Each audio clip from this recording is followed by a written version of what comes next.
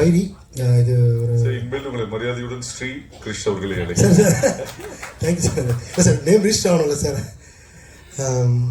இந்த படம் பைரி வந்து ஜானனை வந்து இதில் நாயக்கர் பண்ணும்போதே இது ஒரு ஷார்ட் ஃபிலிம் எடுத்திருந்தாங்க.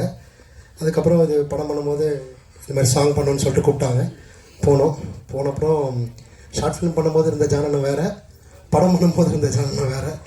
அது எப்படின்னா டோட்டலாக வேறு. இப்போ நீங்கள் பார்க்குறீங்கல்ல, இப்போ படத்தில் ட்ரெய்லர் பார்த்தீங்க, எல்லாம் பார்த்தீங்க, எல்லாமே நல்லாயிருக்கு.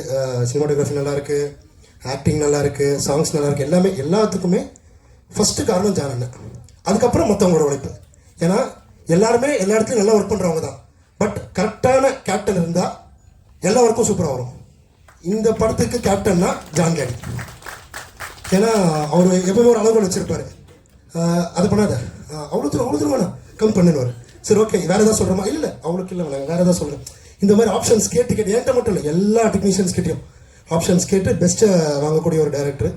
அவர் கூட ஒர்க் பண்ணது ரொம்ப சந்தோஷம், ஜான் பிரதர். அப்புறம் சையத் பிரதர், அவ்வளோதான், ட்ரெய்லர் பார்த்துட்டீங்க, அதுலேயே தெரிஞ்சிருக்கும். அவர் நல்லா பெருசாக வர போகிறாரு. இந்த படம் பைரி February 23 ரிலீஸ் ஆகுது. நாங்கள்லாம் ஒரு நியூ டெக்னீஷியன்ஸாக நல்லபடியாக இதில் ஒர்க் பண்ணியிருக்கோம். எல்லாருக்கும் சப்போர்ட் பண்ணுங்கள். கண்டிப்பாக இந்த படத்தை தேட்டரில் எல்லோரும் பாருங்கள். மீடியா நண்பர்கள் எல்லாருமே நல்லபடியாக இதை ப்ரொமோட் பண்ணிங்கன்னா எங்களை எல்லாருக்கும் பெரிய லைஃபாக இருக்கும்.